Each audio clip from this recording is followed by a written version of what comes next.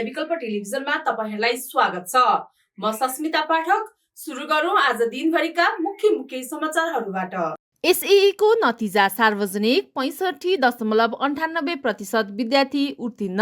Trade युनियनलाई प्रतिबन्ध नलगाउन सर्वोच्चको अल्पकालीन अन्तरिम आदेश। थापाले देउवा र कोइराला गुट भट्काइदिए, असन्तुष्ट सबै सानेपा छिरे। कांग्रेस उपसभापति शर्माको प्रश्न, यो कस्तो लोकतन्त्र प्रधानमन्त्रीजी। यस्तो छ आगामी आर्थिक वर्षको नीति तथा कार्यक्रम। संविधान संशोधन बहस पत्र तयारीको विषय नीति तथा कार्यक्रममा समावेश। सरकारले तोकेको भन्दा बढी लगानी गर्नेलाई लगानी भिसा दिने। सहकारी बचतकर्ताको रकम फिर्ता गरिने। करको संरचना पुनरावलोकन गरिने। विश्वविद्यालयमा विद्यार्थी संगठन प्रतिबन्ध गर्न निर्णय रोक्न सर्वोच्चको अन्तरिम आदेश।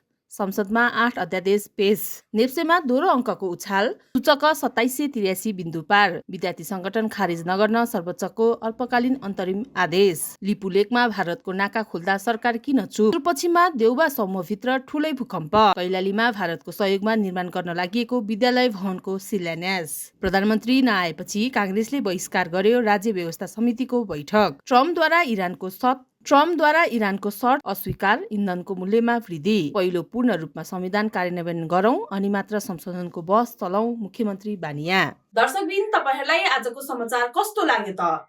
यस्तै ताजा समाचारका लागि हाम्रो च्यानललाई लाइक, फलो, कमेन्ट गर्नुहोला। धन्यवाद।